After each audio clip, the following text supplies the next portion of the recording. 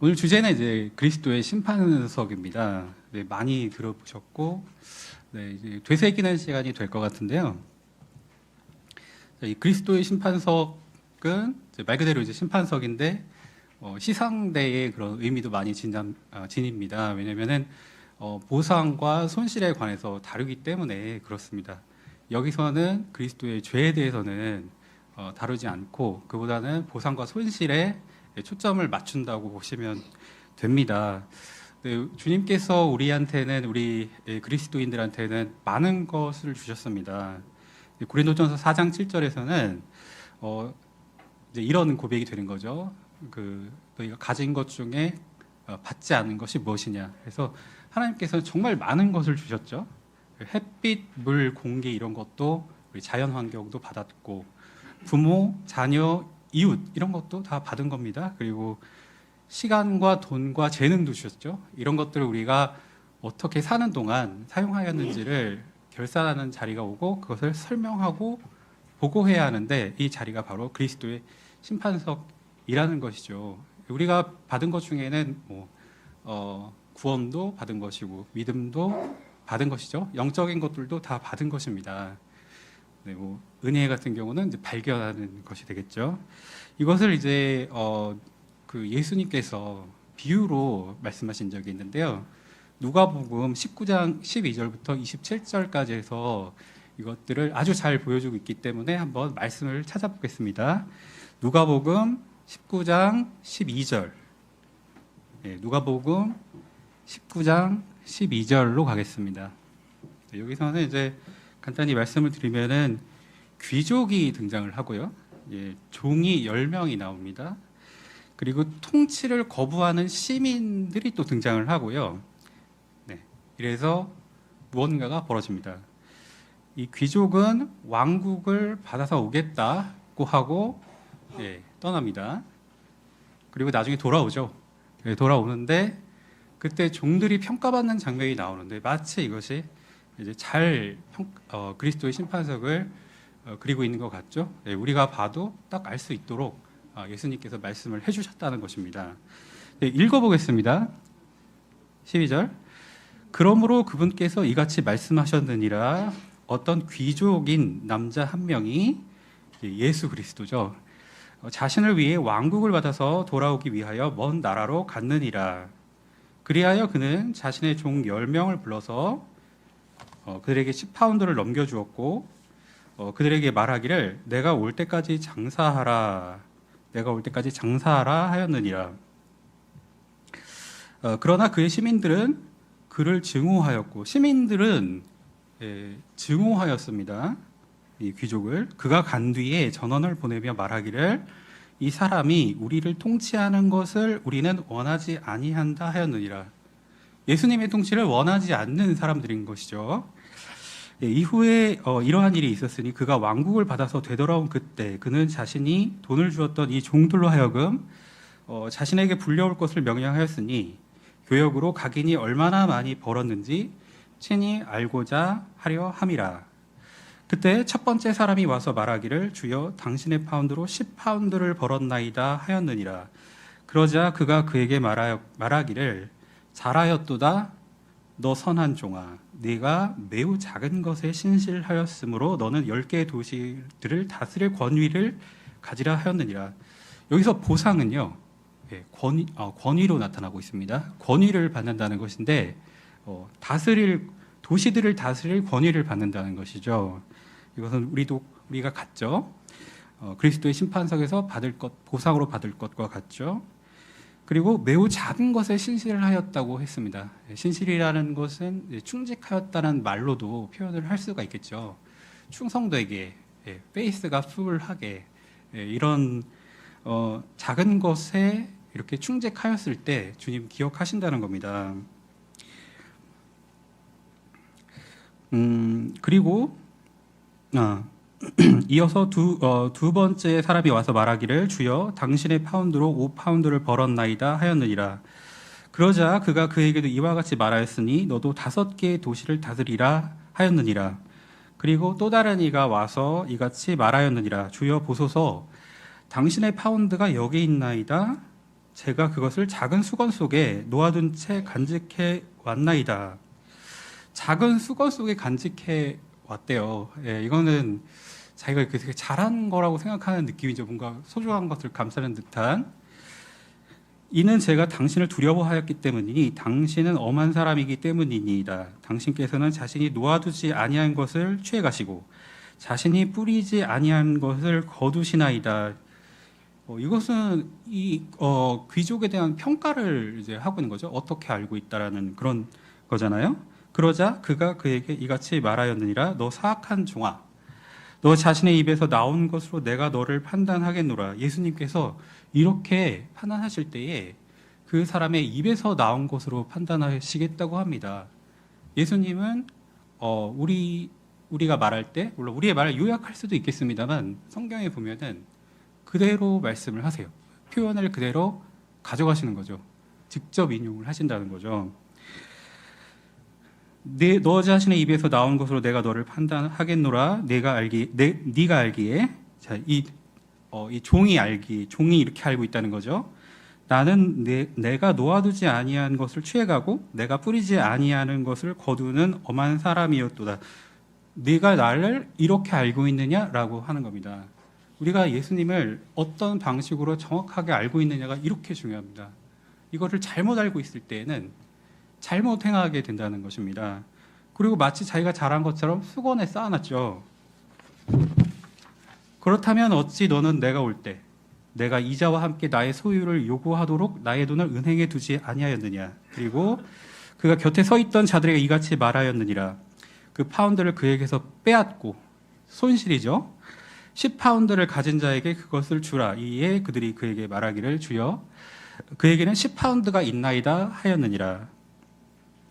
이는 내가 너희에게 가진 자에게는 저마다 주어질 것이요 가지지 못한 자는 자신이 가진 것마저 그에게서 빼앗길 것이라 라고 말하기 때문이라. 그러나 내가 자기들을 통치하는 것을 바라지 않던 저 원수들을 여기로 데려오라. 원수는 누구죠? 시민들이었죠. 시민들을 데려오라고 했고 그런 다음에 내 앞에서 그들을 살해하라. 이들은 통치를 거부한 자들이었지 종들이 아니었습니다. 네. 자, 이렇게 해서 이같이 비유를 통해서 예수님께서 이와 같이 그리스도의 심판석에서 대해서 말씀을 해주셨는데 이제 성경 말씀을 통해서 그리스도의 심판석의 구체적인 모습을 또 한 번 말씀을 통해서 들여다보고자 합니다. 아까도 말씀드렸다시피 이 심판석은 이제 심판석이라는 말이 붙었습니다. 우리가 심판석 하면 떠오르는 게 백보좌 심판입니다. 크고 흰 왕좌의 심판인 것이죠. 그것을 우리가 떠올리게 되는데 그것은 불신자들, 믿지 아니한 자들에 대한 심판이지만 그리스도의 심판석은 그것과는 전혀 다릅니다. 그 크게 다른 점은 뭐냐면 백보좌 심판을 받는 사람들은 무조건 불의 호수에 들어가게 됩니다. 그러나 우리는 그리스도의 심판석에서 우리의 죄로 인해서 뭐 불의 호수가 뭐 거론된다든지 이런 것은 전혀 없을 거라는 것이죠. 완전히 다릅니다. 우리는 이제 휴거가 될 것이잖아요. 어느 날 갑자기 변화가 되고 또 먼저 죽었던 자들이 일어나고 그래서 부활하게 되고 그래서 휴거돼서 하늘로 들려간 이후에 우리는 그리스도의 심판석 앞에 이제 서게 될 것입니다. 거기서 다루는 것은 아까도 말씀드렸다시피 죄가 아니라는 거죠. 그래서 약 1000년 후에, 그러니까 그 휴거로부터 약 1000년 후에 백보자 심판은 따로 있을 것입니다. 그리스도인들은 왜 그런 심판을 받지 않느냐? 우리의 죄가 십자가에서 다 해결됐기 때문입니다. 그리스도인은 정죄 받지 않는다고 합니다. 로마서 8장 1절. 정죄라는 것은 뭐죠? 유죄 판결이라고 확정하는 거죠. 이거는 이제 법정 용어이기도 하고요. 정죄라는 것은 성경 여기에서는 사형을 의미하는 겁니다. 우리에게는 불의 호소로 가는 심판이 없다는 것이죠. 로마서 8장 1절에 그러므로 이제 그리스도 예수 안에 있는 자들에게는 정죄함이 전혀 없나니 여기 쉼표에 주의하십시오. 쉼표에서 끝났습니다. 여기에 조건이 끼어들 여지가 없다는 거예요. 그리스도 예수 안에 있는 자들이 있고 그들은 정죄함이 없다. 여기서 끝났습니다. 그런 다음 얘기를 합니다. 그들은 육신을 따라가지 아니하고 다만 성령을 따라 살아가는이라. 이들의 정체성입니다. 그들은 육신을 따라가는 사람들이 아니고 살아가는 사람들이 아니고 성령을 따라 살아가는 사람들이라는 겁니다. 이들이 만약에 육신을 따라 살아갈 수도 있고 성령을 따라 살아갈 수도 있는데 그것에 따라 정죄함이 결정된다는 뜻이 아니죠. 네, 우리는 불의 호수에 가지 않으니까요. 다만 우리가 그런데도 불구하고 우리 정체성이 그런데도 불구하고 마치 그런 듯이 죄의 육신의 몸을 쫓아 살면 그러나 그때는 주님의 뜻을 이루지는 못하겠지만요. 자, 우리의 죄, 그리스도인의 죄는 예수님께서 십자가에서 담당하셨다고 성경은 기록을 하고 있습니다. 베드로전서 2장 24절 그분께서 친히 나무에 달린 자기 자신의 몸으로 우리의 죄들을 담당하였으니 죄들의 죽은 우리가 의에는 살게 하려 하심이라. 그분께서 맞으신 채찍질로 인하여 너희가 치유되었느니라. 그리고 시편에서는 우리의 죄를 멀리 옮겨 놓으셨다고 표현을 하고 있습니다. 103편 12절 동이 서에서 멀듯 그분께서 우리의 불법들을 우리에게서 이처럼 멀리 옮기셨도다. 자, 하나님께서는 우리에게 보상을 주신다고 합니다. 그리스도의 심판석에서 우리가 받게 될 것은 보상 또는 손실입니다. 보상을 받게 된다는 것인데 그럼 이게 뭐 보상이라는 건 그런 거잖아요. 잘 했으면 받는 거잖아요. 그런데 하나님께서 이런 보상을 주신다고 할 때 거부하는 사람들이 있어요. 마음속에서 저는 보상 없어도 잘할 건데 왜 그러세요? 그러면서 저는 보상 없이도 잘할 수 있는 의로운 사람입니다 라면서 하나님보다 더 의로워지려고 하는 사람들이 있습니다. 근데 하나님께서는요 분명히 성경에서 자신은 보상하는 자라고 말씀을 하시고 이 보상하는 것이 하나님의 눈에는 선하신 일이며 하나님의 원칙이라는 것입니다. 그렇다면 우리는 하나님의 말씀에 적힌 대로 따라야겠죠. 우리는 보상하시는 하나님의 그 원칙을 따라서 살아야 됩니다. 히브리서 11장 6절에 반면에 믿음 없이는 하나님을 기쁘게 해드리는 것이 불가능하니라. 이는 하나님께로 오는 자는 그분께서 존재하신다는 것과 그분께서 자신을 부지런히 찾는 자들에게 보상하시는 분이심을 반드시 믿어야만 하기 때문이라 라고 하십니다. 자, 여기서 보상하시는 분인데요. 하나님께서는 누구에게 보상한다고 여기 써 있죠? 네, 자신을 부지런히 찾는 자들에게 보상하신다고 되어 있습니다. 자, 계시록 22장 12절에도 거의 끝부분이죠. 이렇게 중요한 얘기를 하시는 거예요. 그리고 보라 계시록 22장 12절 그리고 보라 내가 속히 오리라. 그런즉 그가 행할 행위에 따라 각인에게 줄 나의 보상이 나와 함께 있느니라. 소지하고 계신다는 겁니다. 보상을 소지하고 계세요. 예수님께서는 주려고 준비하고 계시는 거죠. 자, 그리스도의 심판석에서 가장 중요한 거는 그렇다면 우리 입장이죠. 우리 입장, 그리스도인의 입장에서 가장 중요한 거는 그럼 어떻게 하면 보상을 받을까 하는 겁니다. 근데 이제 중요한 것이 우리는 이제 많은 것을 하고 살자. 아까 시간, 재능, 돈 이런 것들이 우리에게 맡겨졌고 주님께서 이런 것을 잘 사용하셔서 우리가 주의 일을 행하면서 선한 백성으로 살기를 원한다고 했습니다. 근데 이제 주님께서 이런 것들을 우리가 무엇을 해야 할지도 알려주셨잖아요. 근데 우리가 뭔지 알아요, 다. 복음을 전하고 다른 그리스도인을 돕고 그들을 위해서 기도하고 봉사하고 섬기고 헌금을 드리고 주님께 몸을 드리고 헌금을 드리고 이런 모든 것들이 다 이제 주님을 위해서 하는 거죠. 그리고 이제 말씀을 가르치고요.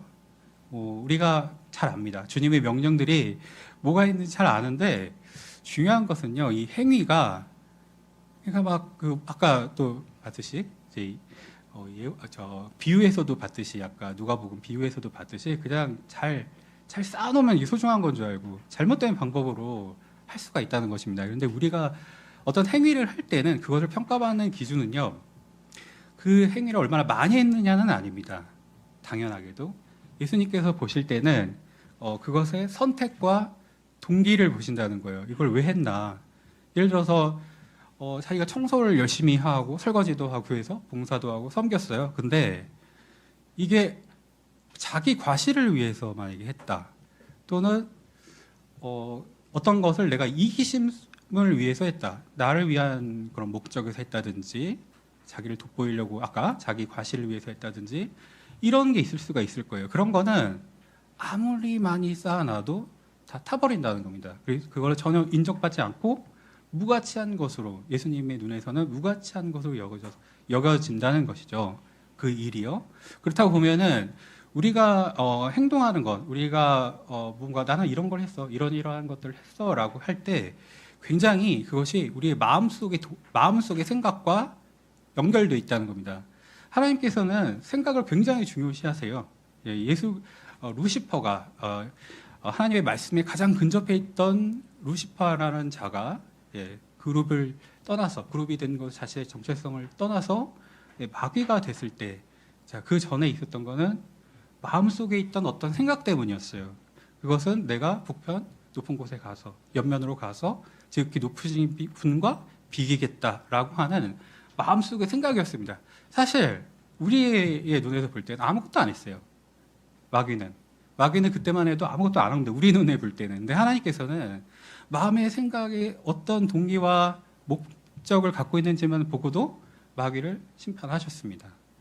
그리고 우리가 창세기에서도 보지만 하나님께서 이 땅에 생물 많은 것들로, 그러니까 동식물들과 인간들로 번성하게 하신 이후에도 땅이 점점 사악해져 가는 것을 봤을 때 마음에 비통해 하신 것은 그들의 생각이 점점 상상 속에서 사악해져 가는 것을 봤다는 것입니다.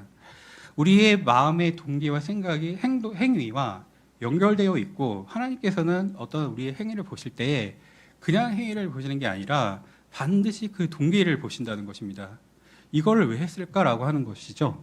그래서 나중에 예수 그리스도 심판석에서 만약에 대화할 일이 있다면, 예수 그리스도께서 대화하실 일이 있다면은 아까 그 대화처럼 우리의 말들을 인용하실 수도 있어요. 하나님께서는 우리가 잘못 알고 있는 그 표현대로 그것을 인용하거나 간접으로 인용하거나 대의 요약하거나 하는 게 아니라 우리가 했던 말 그대로를 가지고 하나님의 말씀의 근거에 따라서 심판하실 수 있다는 것입니다. 여기서 심판은 아까 또 말씀드렸다시피 우리가 지옥에 가는 심판은 아니지만요.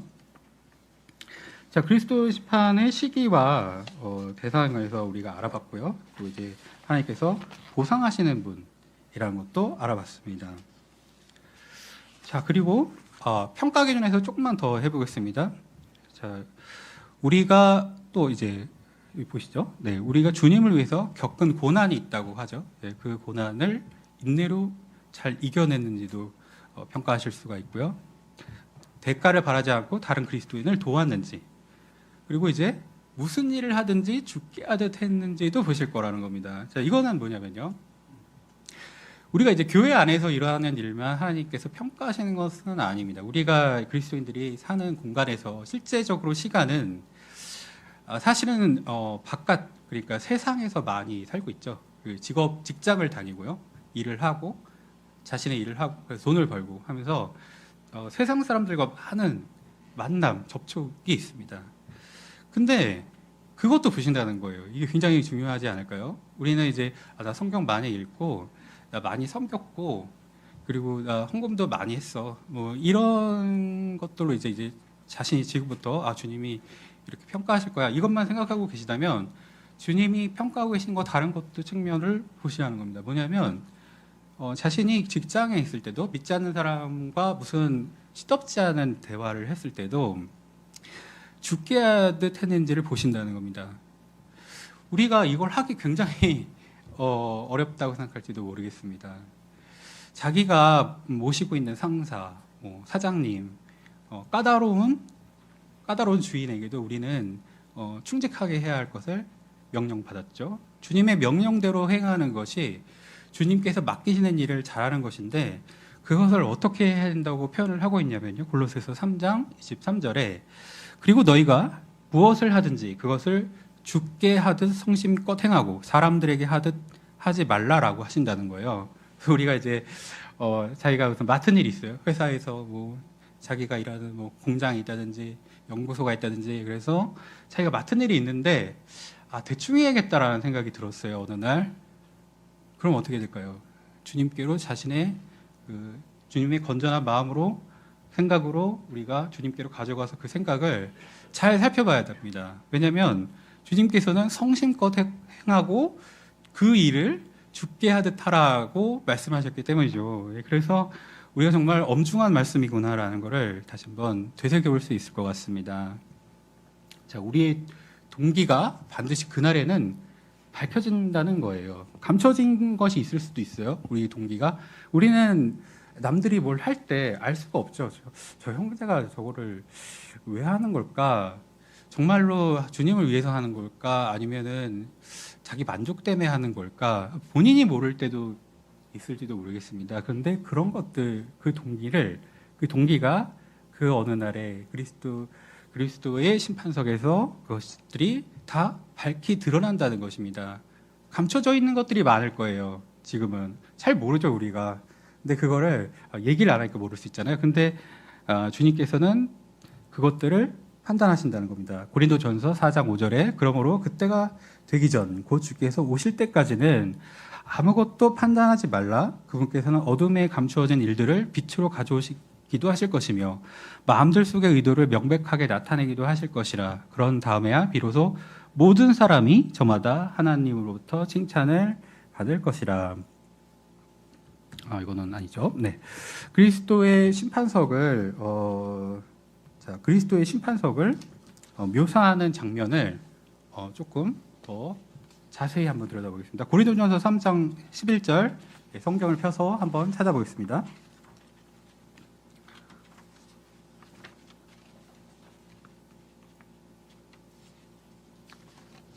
네. 자, 고린도전서 3장 11절에는 재료들이 나옵니다. 재료. 금, 은, 보석, 목재, 건초, 구루터기. 고린도전서 3장 11절에는 이런 것들이 나옵니다. 이것을 가지고 건축을 하죠. 건축. 빌딩을 짓는 겁니다. 이 빌딩 맨 아래 기초에는 예수 그리스도가 있고 각 사람이 이제 짓기 시작하는 겁니다. 무슨 재료로 짓느냐는 겁니다. 자, 고린도전서 3장 11절에서 15절을 읽어보겠습니다. 이는 놓여 있는 기초 외에 다른 기초를 놓을 수 있는 사람은 아무도 없기 때문이라. 그 기초는 예수 그리스도시라. 이제 만일 어떤 사람이 이 기초 위에 금이나 은이나 보석들이나 목재나 건초나 그루터기로 건축한다면 모든 사람의 일이 저마다 명백하게 드러나게 되리라. 이는 그 날이 그리스도의 심판석이 그것을 분명하게 밝힐 것이기 때문이요 그것이 불에 의하여 드러나게 될 것이기 때문이라. 불을 통과한다는 거죠. 재료가. 그런즉 그 불이 모든 사람의 일을 각각 그것이 어떤 종류인지 검사하리라. 무엇을 검사한다고 써 있습니까? 종류를 검사한다는 거죠. 종류를 검사한다고 했습니다. 일의 양이 아니라 종류를 검사한다는 것인데, 이따도 말씀드리겠지만 종류는 일의 품질을 얘기합니다. 이 품질이 좋으냐 나쁘냐. 만일 어떤 사람이 그 기초 위에 건축한 일이 건재하다면 그는 보상을 받으리라.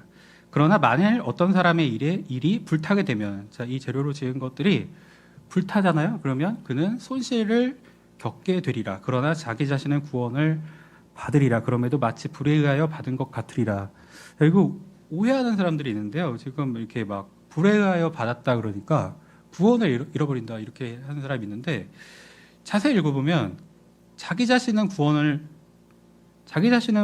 받는다 이렇게 되어 있습니다. 구원은 받고 일이 그렇다는 거죠. 불에 의하여 받은 것 같다 이렇게 되어 있잖아요. 이렇게 되어 있습니다. 여기 보면은 기초 위에 아까 12절에서 금이나 은이나 보석들이나 목재나 건초나 그루터기가 있잖아요. 이렇게.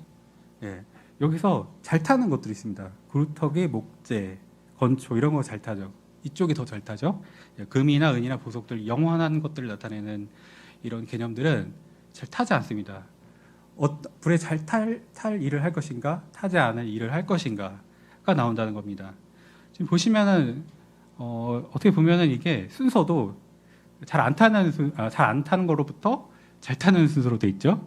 금, 은, 보석, 목재, 건초, 구루터기. 예. 자, 그리고 고린도후서 5장 10절 한번 보겠습니다. 찾아보시죠. 자, 이거는 찾아볼 필요가 한 절이지만 찾아볼 필요가 있을 것 같습니다. 자, 제가 읽겠습니다. 고린도후서 5장 10절. 이는 우리 모두가 반드시 그리스도의 심판석 앞에 나타나야만 하기 때문이라. 이는 선이든 악이든 각자 자신이 행한 것에 따라 자기 몸 안에서 이루어진 것들을 받게 하려 함이라. 자, 우리의 행위가 그리스도의 심판석 앞에서 나타난다고 하고요.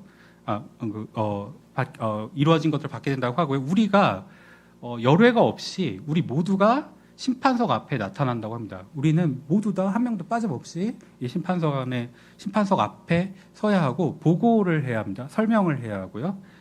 그리고 자신의 행한 것들에 대해서 나오고 있는데 여기서 이제 선이든 악이든 이렇게 나왔잖아요. 여기서 이제 악은 어떤 죄를 얘기하는 게 아닙니다. 여기서 선이든 악이든 문맥상 이 행한 것이 좋으냐 나쁘냐 품질을 얘기하는 것이고 그것이 아까 종류라고 아까 표현이 되고 있었죠. 네, 그것이 얼마나 저 선한 동기에서 주님을 위한 동기에서 그 행위가 이루어졌냐, 몸 안에 이루어졌냐 이거를 판단한다는 것이죠. 자, 로마서 14장 10절에서 12절 네, 찾아보시겠습니다. 로마서 14장 10절에서 12절. 자, 우리는 이제 주님께 자백을 해야 돼요. 자백. 자신이 한 일에 대해서 자백을 해야 됩니다. 우리가 말한 것도 우리가 무슨 분을 말을 했는데 이거는 제가 왜 한 겁니다라고 말을 해야 하고 여기서 주님께서는 우리의 동기와 의도를 전부 아시기 때문에 우리가 여기서 변명할 수 없을 겁니다. 로마서 14장 10절 12절. 그러나 어찌하여 너는 너의 형제를 판단하느냐? 아니면 어찌하여 너는 너의 형제를 무가치하게 여기느냐? 자, 여기는 형제를 무가치하게 여기느냐라는 문맥에서 이 말이 등장하고 있어요. 우리가 남들이 어떻게 하고 있는지, 다른 그리스도인들이 어떻게 하고 있는지 너무나 많은 관심을 가질 필요 없습니다. 이것이 이제 어떤 거냐면요. 그 형제가 잘 되기를 바라고 혹시 아픈 데는 없는지 또 영적 성장에서 문제는 없는지 이런 거를 챙겨주는 얘기가 아니잖아요. 지금 여기서 막 서로를 비판하고 정죄하고 그런 판단하고 이런 것들을 말하는 겁니다. 우리가 어떤 판단할 때 애매한 것들이 많아요. 그렇죠? 동기를 모르기 때문에 우리는 다른 사람들의 의도를 알 수가 없기 때문에 그래서 하나님께서 말씀하신 거는 각자 하라는 겁니다. 각자를 개별로 1대1로 만나시겠다. 1대1로 평가를 하실 터인데 그렇기 때문에 각자에 대해서 평가하는 일은 지금 너희가 여기서 사는 동안 그런 평가는 할 필요가 없다. 그것은 심사위원이신 예수 그리스도께서 하실 것이다라고 말씀하시는 것이죠. 이는 우리 모두가 그리스도의 심판석 앞에 설 것이기 때문이라. 이는 기록되기를 주가 말하노라 내가 살아있음으로 맹세하노니 모든 물음마다 나에게 절할 것이요 모든 혀마다 하나님께 자백하리라 하였기 때문이라. 그런즉 우리 각자가 하나님께 자기 자신에 관하여 회개 보고를 해야 하리라. 여기서 회개 보고는 설명하고 보고하는 것입니다. 자신에 관해서 할 겁니다. 다른 사람에 대해서는 하지 않을 것이고요. 우리는 그룹별로 모이지도 않을 거예요. 진리침례교회 성도들 여기 모여서 다 같이 진리침례교회 얘기를 설명하라 이런 그런 요청은 그러니까 명령은 받지를 않을 거라는 거예요. 너가 어떻게 했냐 이거를 우리는 명령을 받을 것이라는 거죠.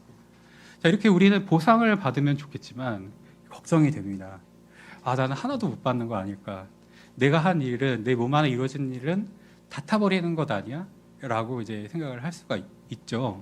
그래서 우리는 지금부터 경계하고 경각심을 갖고 지금이라도 늦지 않았으니까요. 지금이라도 주님께 부끄러움 당하지 않도록 해야 되겠죠. 그 부끄러움에 대해서 성경은 말씀을 하고 있습니다. 손실과 부끄러움에 대해서요. 자, 고린도전서 3장 15절이죠. 만일 어떤 사람이 일이 불타게 되면 아까 뭐 나왔지만요. 그는 손실을 겪게 된다고 했습니다. 손실을 겪게 되리라. 그러나 자기 자신은 구원을 받으리라. 그럼에도 마치 불에 의한 것 같이 받으리라 돼 있고요. 자, 요한일서 2장 28절. 자, 그런즉 이제 어린 자녀들아 그분 안에 거하라. 이는 그분께서 나타나실 때 우리가 자신감을 지니려 함이요 그분께서 오실 때 그분 앞에서 부끄러워하지 않으려 함이라. 자, 우리가 이제 충분히 부끄러워할 수 있다는 것입니다. 그 자리에서. 네. 자, 이번에는 자, 왕관들에 대해서 알아보겠습니다. 네, 성경에서는요, 그리스도의 심판석에서 우리가 보상으로 받을 수 있는 것들은 정말 여러 가지가 있을 거예요. 종류가 정말 수도 없이 많겠죠. 뭐 메달일 수도 있고 트로피일 수도 있는데 뭐 여러 가지 있을 수가 있는데 성경에서는요, 그냥 대표적으로 좀 골라놓은 것 같습니다. 왕관들이 있고 시상 부문으로 왕관들이 있고 그것이 각각 어떤 사람들이 받을 수 있나 이것에 대해서 기록을 하고 있습니다. 각각 흩어져서 기록이 돼 있고요. 자, 그것들을 한번 살펴보겠습니다. 자, 먼저 썩을 수 없는 왕관입니다. 썩을 수 없는 왕관. 이거는 이제 고린도전서 9장 25절에서 27절에 나오잖아요. 읽어보겠습니다. 그런즉 우승을 위하여 분투하는 모든 사람마다 모든 것들에서 절제하느니라. 이제 그들은 썩을 수 없는 왕관을 얻어내기 위해 그것을 행하나 우리는 썩을 수 없는 왕관을 얻어내기 위해 행하느니라. 자, 이것은요, 자, 우리를 어디에 있다고 보는 거냐면, 자, 무슨 스포츠 경기에 있는 것처럼 묘사를 하고 있죠. 자, 그래서 우리가 그런 선수로서 뛰고 있다면은 그 선수에 우리를 비유하고 있는 것이고, 선수로서 뛰고 있다면은 우리가 거기서 절제를 해야 된다는 걸 얘기합니다. 육신의 욕심을 이겨내고 성령의 통제에 우리를 두고 그리고 달리는 것이죠. 그런 사람들은 이 왕관을 받을 수 있다고 합니다. 자, 그러고 보니까 이것은요, 어떤 습관이나 태도 면에서도 다루고 있는 것 같아요. 그렇죠? 네, 우리가 절제하는 것들이, 절제해야 하는 것들이 많이 있잖아요. 우리가 주님의 일을 해야 될 때, 예를 들면은 시간을 아껴서 시간을 사서 얻으라고 했잖아요. 말씀을 읽어야 하는데 자기가 취미 생활에 너무 빠져서 그거를 하다가 막 늦게 자고 그래서 주님의 어떤 일을 할 거를 못했어요. 네, 그러면은 이것은 이제 이 왕관을 받기에 부족해진 것이죠. 네, 절제가 안 되는 것이니까. 스포츠 선수들을 보시면은 얼마나 열심히 절제하는지 아시죠? 체중 감량도 우리는 이제 엄두도 못 내는 걸 아주 쉽게 해냅니다. 그들은 목적이 뚜렷해요. 내가 이 메달을 따야겠다. 우리 같은 경우는 왕관을 얻어야겠다라고 한다면은 그 뚜렷한 목적 아래에서 정말 자신을 치열하게 절제를 해서 그 왕관을 향해서 달려가야 한다는 것이죠. 자, 두 번째는 자, 의의 왕관이 있습니다. 의의 왕관. 자, 의의 왕관은 누가 받는 것이냐? 자, 이렇습니다. 주님의 오심을 사모하면 받을 수가 있어요. 주님의 오심을 사모하면 받는데 디모데후서 4장 7절에서 8절 읽어보겠습니다. 내가 훌륭한 싸움을 싸웠고 내가 나의 달려갈 길을 마쳤으며 내가 믿음을 지켰노라. 이후로는 나를 위하여 의의 왕관이 마련되어 있으니 의로운 심판자이신 주께서 그것을 그 날에 나에게 주실 것이라. 그리고 나에게만 아니라 그분의 나타나심을 사랑하는 모든 자들에게도 주실 것이라.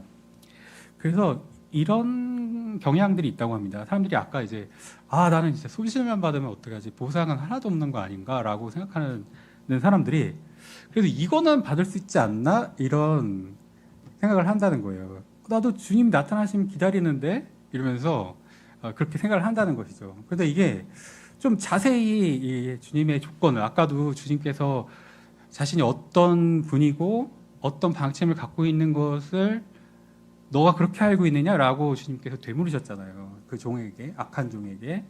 그것처럼 우리도 자세히 알아봐야 되는데 이것은 그냥 기다리면 안 되고요. 지금 보시면은 나타나심을 사랑해야 한다는 거예요. 그냥 기다리는 건 뭐냐면은 이제 골치 아픈 일이 이제 많은 거죠, 이 세상에. 그래가지고 막 해결해야 될 일도 많고 막 그냥 어떤 사람은 따분하거나 어떤 사람은 자꾸 일이 많이 터져가지고 그걸 해결하는 게 골치 아프니까 빨리 그냥 주님 오시면 좋겠다라고 하는 사람도 있는데 그런 사람들이 받을 것이 아니라 주님의 오심을 사랑하는 사람들이 받을 것이라는 것이죠.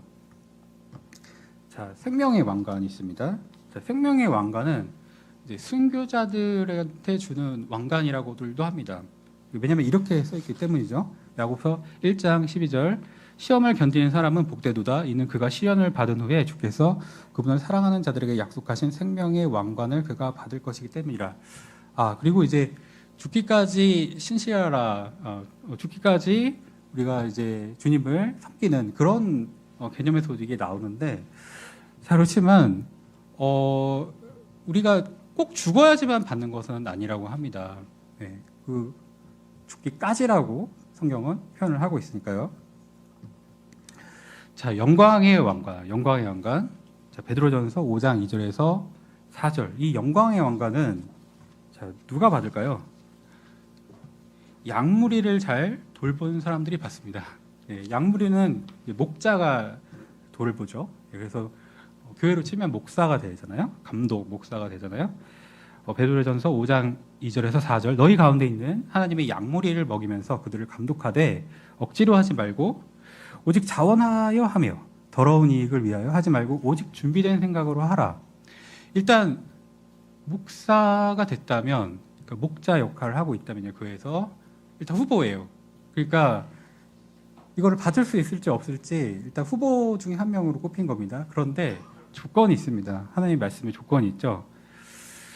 양무리를 이제 먹이는 거죠. 먹이는 거 이제 구체적으로는 말씀을 먹이는 걸 말합니다. 말씀을 가르치는 거죠. 그리고 그들을 감독하되 억지로 하지 말고. 자, 억지로 하지 말고랑 같은 말이 뭐냐면요, 자원하는 겁니다. 오직 자원하여 하며. 만약에 억지로 하잖아요. 억지로 막 마지못해 그냥 하잖아요. 그럼 상이 없다는 거예요.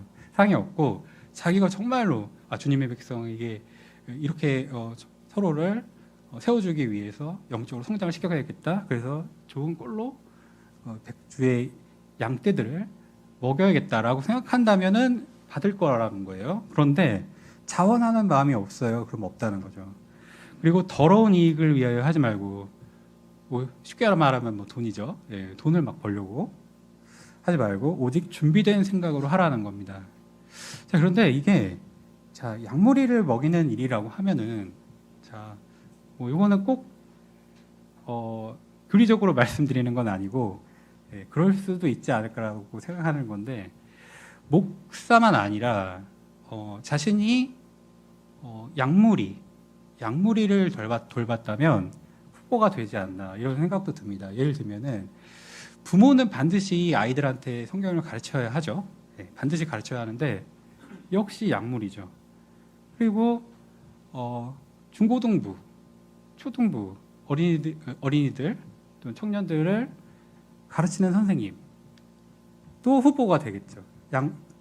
어떻게 보면은 양무리를 책임지고 있으니까요. 그런 의미에서는 그럴 수도 있지 않을까 생각이 듭니다. 그리고 기쁨의 왕관을 받을 수 있다고 합니다. 자, 기쁨의 왕관은 자, 혼들을 그리스도께 인도하는 사람들이 받습니다. 전도하고 구령하고 열심히 하는 거죠. 자, 이것 역시 동기가 되게 중요합니다. 자, 엄청 많은 사람들을 주님께로 이끌어왔다, 많이 뭐 구원시켰다, 이제 믿게 했다, 이런 것들이 평가 기준이 아니라는 거는 이제 여러분들이 다시 되새기셨죠. 그것이 아니라 정말 그 동기와 의도, 주님을 위하여 순전한 마음으로 했는지 이런 것들이 다 포함된다는 것입니다. 데살로니가 전서 2장 19절 그런즉 우리의 소망이나 즐거움이나 환희의 왕관이 무엇이냐, 우리 주 예수 그리스도께서 오실 그분 앞에 있을 바로 너희가 아니겠느냐. 자, 우리가 이제 하늘에 갔을 때 많은 사람을 만나게 되잖아요. 지인들이 많을 거잖아요. 근데 그 중에서도 굉장히 기쁠 만한 사람들이 누굴 거냐면, 내가 복음을 전했는데 구원받은 사람들, 이런 사람들도 언젠가는 보게 될 거고 정말 반가울 거라는 거예요. 어떻게 지내셨냐고 하면서 그때 지옥 가시는 줄 알고 조마조마했다고 하면서 덕담도 하고 할 수가 있을 거예요. 자, 그렇게 기쁨의 왕관을 받을 수가 있다는 거죠. 아까도 말씀드렸다시피 이 왕관, 이 시상 보면 여기까지만 해당하는 것은 아닐 겁니다. 주님께서 우리에게 주실 보상은 무궁무진하게 많고 그 보상이 계시록에서 아까 22장에서 나와 함께 있다. 주려고 갖고 있다. 라고 하셨다는 거죠. 예수 그리스도께서요. 자, 마지막 말씀입니다. 자, 우리가 이렇게 주님을 위해서 살아가다가 지칠 수가 있습니다. 낙심을 할 수가 있고 하다가 더 이상 한계다 이럴 수가 있습니다. 이때 주님께서 위로의 말씀을 주십니다. 갈라디아서 6장 9절. 그런데 우리가 잘 행하는 가운데 지치지 말자. 우리가 만일 우리가 기진하지 아니하면 적합한 시기에 우리가 거둘 것이기 때문이라. 여기서 이제 기진한다는 말은요. 세상의 용법으로 보면은 말 용법으로 보면은 기절한다는 뜻도 돼요. 그러니까 선을 하다가 너무 막 진짜 지친 정도가 너무 극에 달하는 거죠.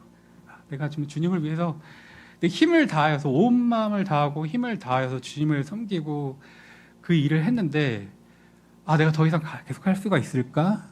지속할 수가 있을까? 이런 순간이 자신들이 찾아온다는 겁니다. 반드시 찾아온다는 거예요. 그래서 그 말씀을 하나님께서 우리에게 위로로 적어주셨고 지치지 말라고 그리고 거둘 것이라고 우리에게 약속하고 계십니다. 네, 오늘 여기까지 하겠습니다. 기도하겠습니다.